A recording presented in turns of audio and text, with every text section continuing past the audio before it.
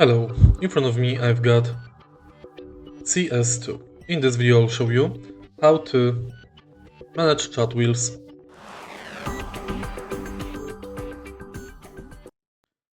In the beginning, to enter chat wheel, press V button and hold.